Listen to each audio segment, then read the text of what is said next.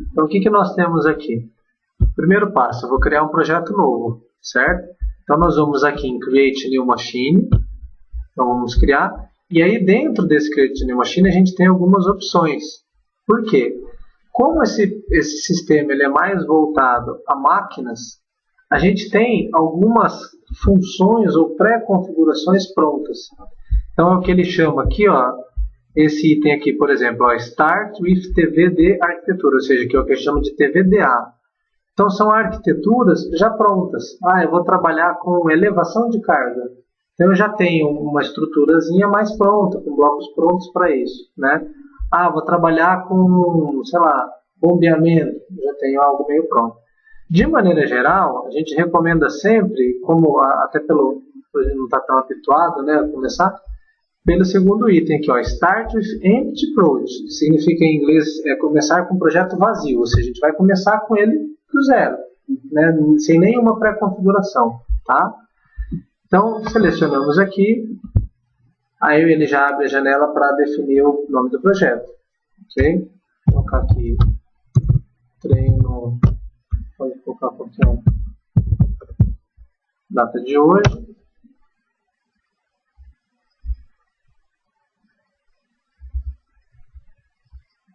Aí ele abriu o resto das ferramentas aí, ok?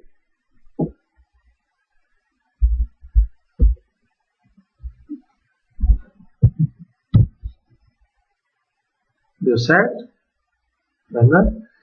Aí aqui ele abre para nós algo um pouco parecido com o do Twido, lembra? Que a gente tem aqui a configuração, programa, reporte, que seria parte de relatório. Ou seja, eu vou ter as abas, né, relacionadas a esse meu projeto.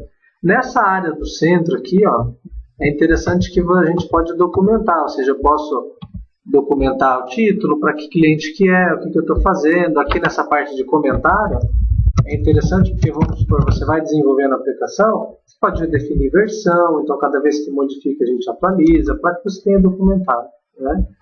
Então, na parte de propriedades, são as propriedades relacionadas ao projeto em si, tá? Informações. Configuração. É aqui que a gente vai definir a estrutura do nosso sistema. Então, aqui que nós vamos definir o hardware que eu vou ter, tá? Bem parecido com a estrutura do Twido, até aqui. Então, no canto esquerdo, ó, a gente tem as opções. Então, eu posso ter Drive Controller, que seria um controlador de inversores, que também é programado pelo Twido, pelo Soul Machine. E a HMI Controller, que seria controladores com IHM, que no caso aqui, ó, XBT-GC, XBT-GK, que são os sistemas combo, tá? Logic Controller, que seriam os CLPs. Então veja que aqui a gente tem a oferta do 218, 238 e 258. O LMC058, que eu citei lá, ele não aparece aqui por ele se tratar de uma ferramenta específica. Então ele vai estar em Motion Control, ó. Por quê? Porque ele é um CLP dedicado à movimentação de eixos, a controle de eixos, tá? Então por isso ele fica nesse campo separado. Então, em Logic Controller, a gente vai encontrar as três gamas de CLP. Né? A gente tem o 218, o 238 e o 258.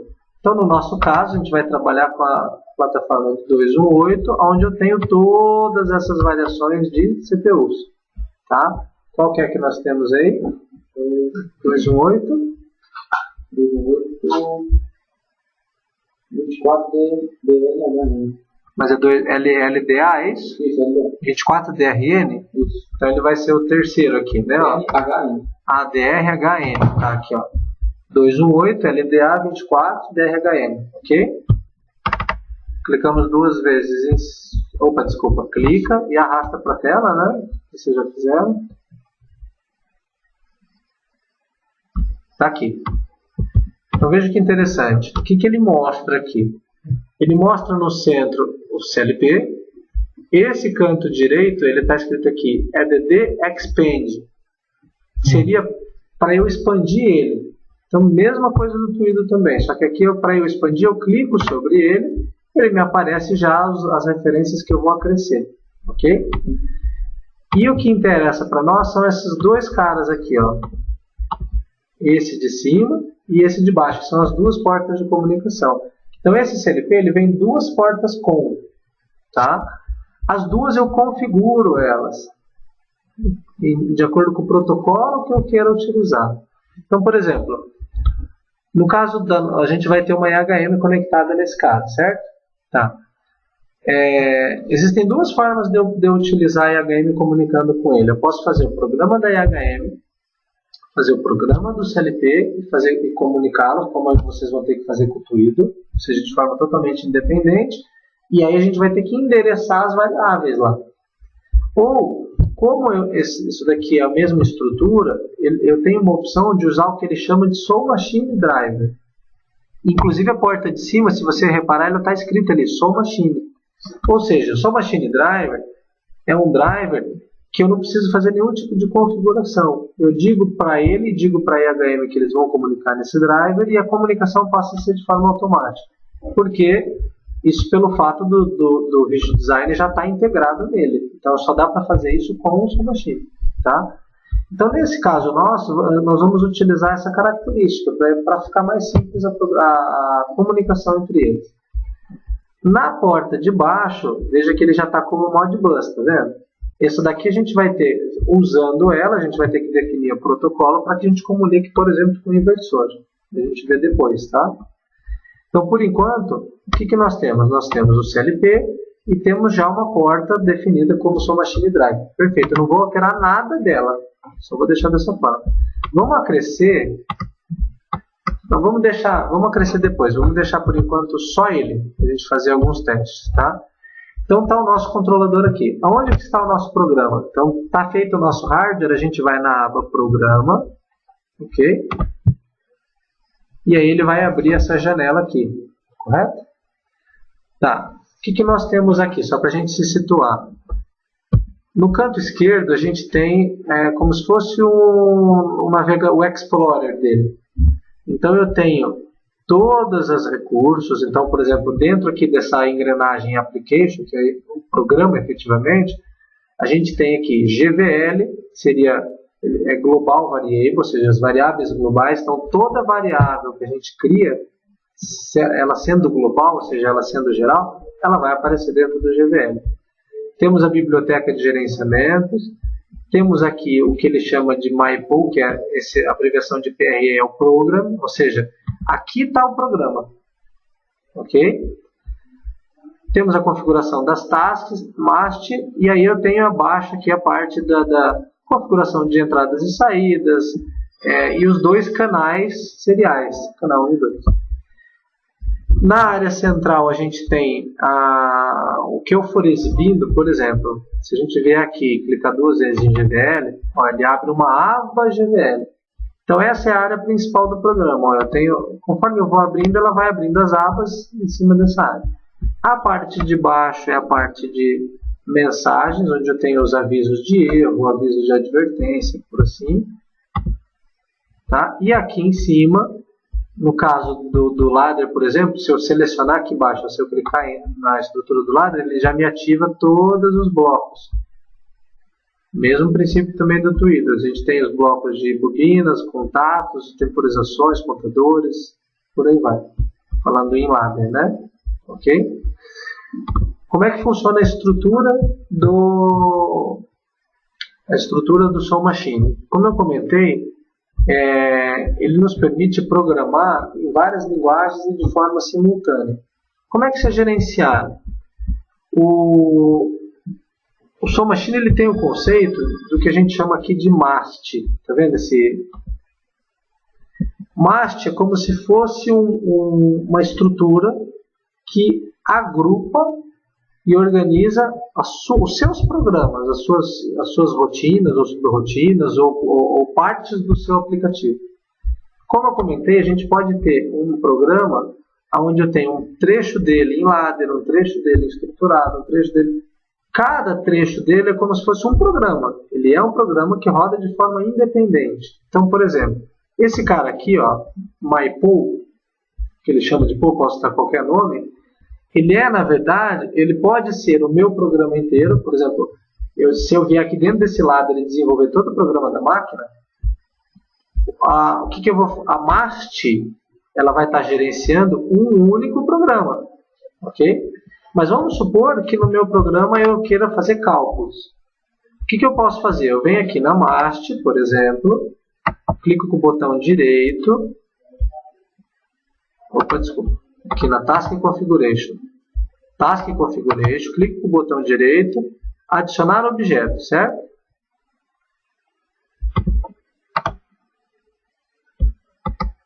Desculpa, besteira, a gente considera aqui, ó, aplicação, ou seja, dentro da minha estrutura global, clico com o botão direito, adicionar objeto. Aí eu tenho aqui, ó, pool, tá vendo? Então, eu posso acrescer uma segunda pool, dou um nome para ela, por exemplo, estruturado. E aí eu venho aqui e defino, ó, tá vendo? Eu tenho todas essas linguagens. Então a gente tem esse function chart, que é como se fosse o diagrama em blocos. Eu tenho o diagrama em blocos, tenho a lista de instruções, temos o ladder, esse daqui que seria funções sequenciais, e temos o texto estruturado, que seria, no nosso caso, como se fosse programando em C. Então eu vou selecionar aqui texto estruturado e dou um Open. Ó, o que aconteceu? A gente passou a ter dentro da nossa estrutura 2 programas. Ok? O que é importante disso aqui? É importante lembrar que, lembra que eu comentei que quem que gerencia isso é a MAST, não é? Então se eu vier aqui na MAST, ó, clico 2 vezes. Aqui, ó, polls, tá vendo que eu tenho polls? Eu defino quais polls eu quero que estejam ativas. Por exemplo, da forma como que está aqui, só existe uma poll ativa, essa myPoll. Esse estruturado, independente do que eu fizer dentro de programa aqui dentro, ele não vai ser executado. Entendeu? Então, se de acordo com o programa nosso, vocês optarem por dividi-lo, é importante que todos esses subprogramas estejam inseridos aqui. Então, o que eu venho? A gente vem aqui, ó, adicionar poll, add poll, clico, aí vai me aparecer a janela de navegação, ó, aplicação estruturado. Dou OK. Só isso.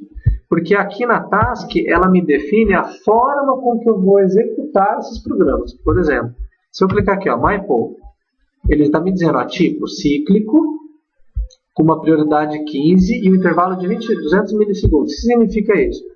Ele vai executar de forma cíclica, ou seja, conforme ele for rodando o scan do programa, ele vai executar esse subprograma, essa poll. A estruturado também é cíclica, também é 220 milissegundos e também é prioridade 15, ou seja, o programa vai fazer a gestão de executar as duas de forma simultânea.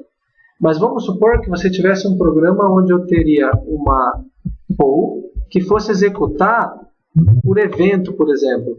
Então eu posso mudar aqui para evento. Vamos imaginar, somente se eu tiver aquela informação, ele executa o programa. Para eu não ficar gastando processamento.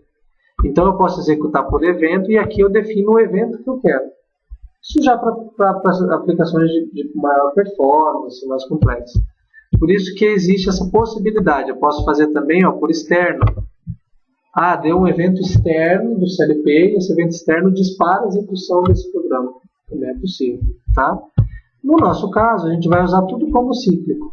Por quê? Porque é como se fosse um único programa onde tudo roda simultâneo. Ok? Então aqui adicionamos as nossas duas polls. Uma poll em estruturado e uma poll em ladder. Ok? A aba ela fica aberta aqui, tá vendo? Aí eu posso ir para cada uma delas. Então se eu vier aqui para o meu aba estruturado, que é essa aqui, tá vendo? Aqui eu defino a parte do programa. E aí eu venho aqui e eu posso desenvolver. Eu vou fazer como se fosse uma linguagem de programação convencional. Tá? Por enquanto a gente não vai mexer aqui. Tá? Vamos lá na nossa poll. Então a nossa poll é em ladder, que é o que a gente está habituado a trabalhar. Ok? O princípio é o mesmo de qualquer CLP convencional. Ou seja, vou clicar aqui na linha para selecionar a nossa linha.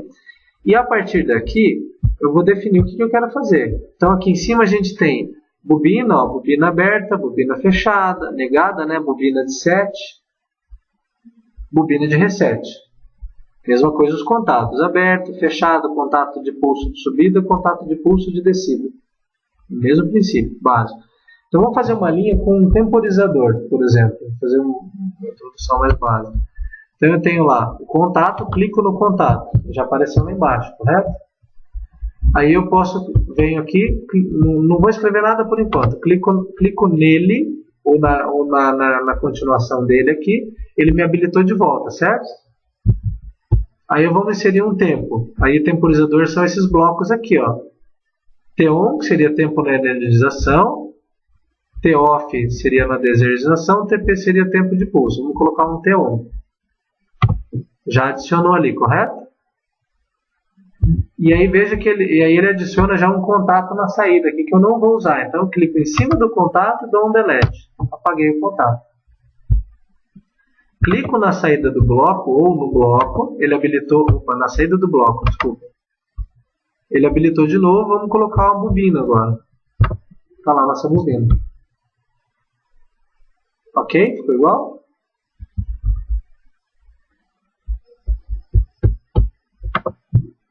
O que nós temos? Um contato, passando por um temporizador, acionando uma bobina. Certo? O que nós precisamos fazer agora? Endereçar esses pontos, dizer quem eles são. E aqui é um detalhe importante. No Twido, por exemplo, a gente consegue utilizar o endereço da entrada. Porcentagem, 0, ponto tal. Nessa estrutura de programa, que é esse padrão IEC, o que eu faço? Eu preciso criar uma variável e indexar a variável a essa entrada. Você não vai usar no programa o endereço da entrada ou da saída de forma direta. Então, aí existem várias técnicas de se fazer. Existem inúmeras formas. Tá? Eu posso, por exemplo... e outro detalhe, um negócio importante. Nessa área de cima, então, por exemplo, aonde que eu estou aqui? Eu estou dentro da pool, que é a ladder, ok? Aqui, ó, nessa área de cima, essa área superior, eu posso criar também as variáveis. Então eu entro aqui e vou criando as minhas variáveis. Tá vendo que ele até tem uma orientação aqui, var? Aí eu venho criando elas. Só que as variáveis que eu criar dentro dessa pool só existem dentro dessa pool. Entendeu? São o que a gente chama de variáveis locais. Então, por exemplo, se eu criar uma variável aqui dentro... Vamos imaginar que no nosso programa a gente vai fazer uma fórmula de escala. Então o cara vai... Eu vou ter que fazer um valor vezes 10, dividido por não sei o que e tudo mais. Vamos imaginar que eu crio a variável aqui dentro. Essa fórmula é mais fácil fazer no estruturado. Quando eu for fazer no estruturado, se a variável tiver sido criada aqui, ela não existe lá na outra cor, ela só existe aqui dentro. Então, tem programadores que definem por padrão não criar variáveis locais. Eu vou criar tudo global, porque daí o cara não se confunde. Ou não, beleza, eu vou criar o local, só que eu vou ter o cuidado de saber que essa variável, quando eu crio variáveis locais, eu utilizo menos da estrutura do programa, porque ele só roda, só existe enquanto eu estou rodando. Então, se houver a necessidade de fazer um programa mais otimizado, buscando já performance, é uma ideia. Mas, de maneira geral, cria-se tudo em global. Então, ou seja, essa parte superior a gente não vai utilizar. Então, eu venho aqui no GVL, clico em cima do GVL, aí ele vai me abrir aqui, ó, variável global. Como é que eu crio essas variáveis? Eu posso, por exemplo, vir aqui, ó, e criar ela, eu escrevo a variável. Então, por exemplo, vamos colocar, sei lá, I0, por exemplo. Então, a nossa variável, eu vou criar uma variável que vai ser a entrada e a saída, por exemplo. Então, nós vamos colocar I0, 2 pontos. Então, ou seja, primeiro eu vou dar um nome, depois do nome eu ponho 2 pontos e coloco o tipo dela. Então, qual que seria o tipo que nós temos? Então, a gente tem o tipo booleana, o tipo real, por exemplo, o tipo time, seria temporizador, porque lembra que no expert ele tem uma variável do tipo time, em Twido não existe isso, né? Aqui é o mesmo conceito, a gente tem Por exemplo, no tweet a gente vai inserir um tempo, eu insiro um tempo com uma variável, uma word, que é um valor absoluto. No caso aqui, eu já insiro ela do tipo tempo. Então eu tenho que criar uma variável do tipo time. Então, por exemplo, vamos criar lá i0, dois pontos. Esse 0 vai ser a nossa entrada. Então ela vai ser booleana. Ponto e vírgula. Criei a variável. Vamos criar a saída S0. S0, dois pontos, também booleana. E aí nós vamos criar uma variável que seria o nosso o temporizador, né? O nosso tempo. Então vamos criar lá tempo, dois pontos, do tipo time. Vocês repararam que quando eu escrevo o formato ele fica azul? Então aqui já está me sinalizando que está errado. Vamos supor que eu tivesse escrito aqui, ó, em vez de boolean, ó. Ele não reconheceu isso como sendo o que deveria, que é o tipo. Então nós temos uma entrada i0, uma entrada s0 e uma variável time, ok?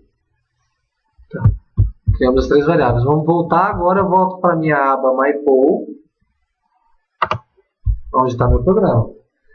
Clico aqui na entrada, ó, e vamos encontrar ela. Se escrever i, olha lá, i0. Veja que lá embaixo ela já aparece, ó, ele já está me mostrando que existe um 0. Deu certo? Dou um OK, opa, clico em cima e dou um Enter. Saída, mesma coisa. S0 e dou um Enter. Certo? PT, que seria o nosso preset, né? Que seria o set point. Quem que vai dar o set point para nós? Vai ser a nossa variável. Olha lá, já achou lá, tempo. Então, ok. Ok? Esse ET seria como se fosse o valor corrente dela. Então, por exemplo, temporizador, eu tenho o set point, e eu tenho o valor atual dele, que eu posso atribuir uma variável. Nesse caso nosso, nós não vamos usar, tá? Nesse exemplo agora. Porém, eu não posso deixar assim, ó, como interrogação, senão ele vai me gerar erro. Então, o que eu faço? Eu posso vir aqui e apagar, ó, apago e deixo em branco. Então, nunca deixem com interrogação, porque daí na hora de sinalizar ele vai dar um erro no ponto, tá? E uma coisa importante também é o seguinte, veja que eu ainda tenho interrogação aqui em cima, né? Eu preciso endereçar esse bloco. Se vocês lembrarem no Twido, cada vez que eu puxo o bloco, ele já puxa automático. TM1, TM2, TM3, TM4. Aqui não, aqui eu vou dizer quem que ele é. Então eu vou colocar lá, por exemplo, TM1, seria o nosso temporizador 1, e dou um Enter.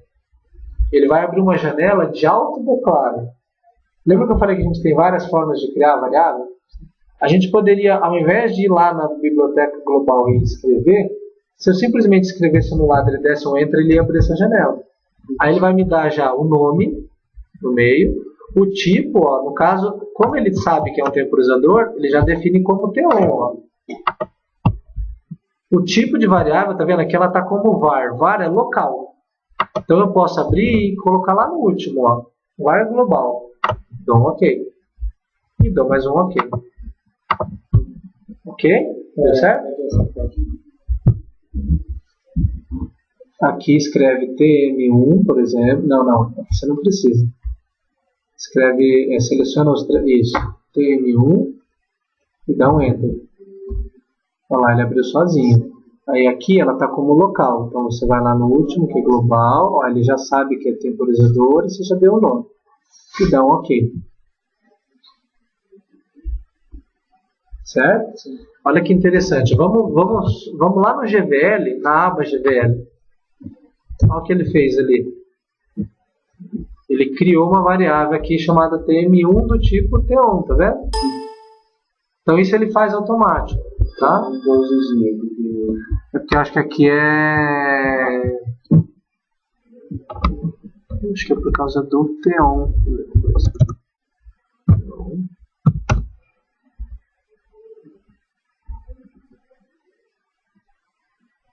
Me pergunto.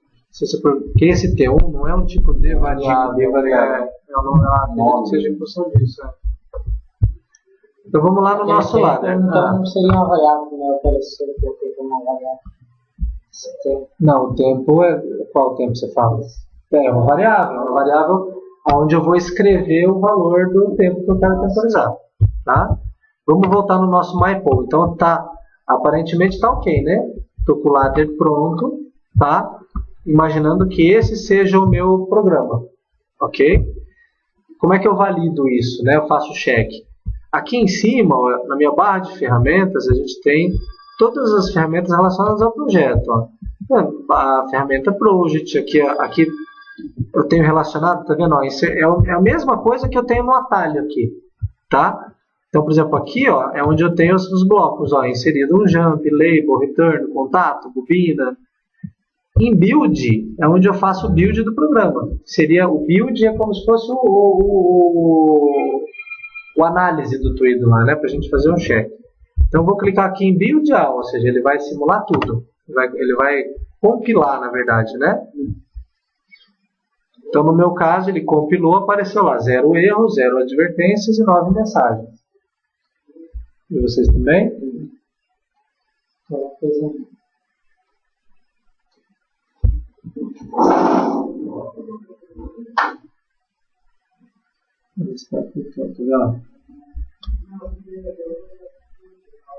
Deixa eu ver aqui. Aqui, ó. O que ele está dizendo? Ó? Ele achou um time inesperado, alguma coisa errada na declaração. Então, por exemplo, se você ver aqui, ó, esse cara aqui, tá vendo? É que na verdade o que eu acho que você deve ter clicado aqui, mas aqui era o que você escreveu no bloco.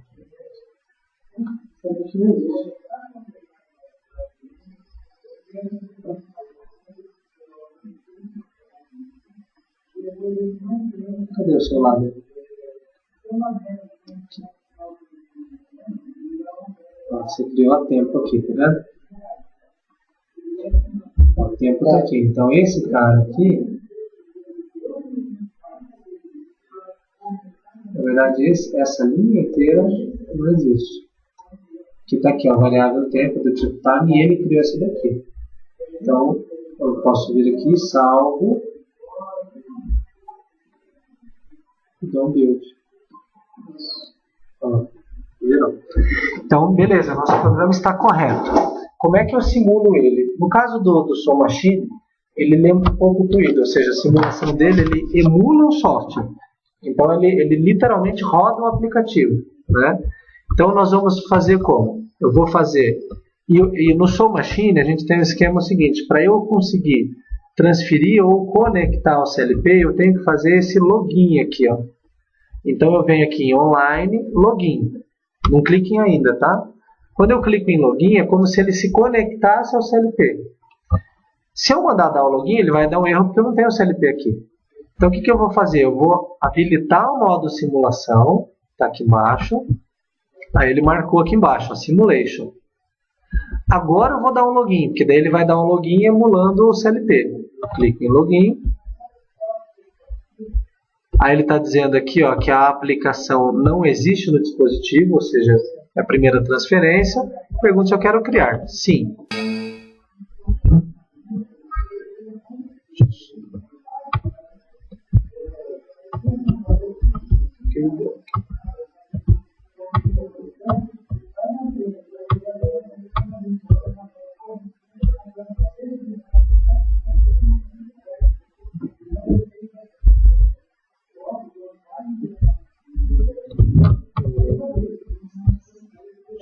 Confirmar se ele deu esse erro aqui.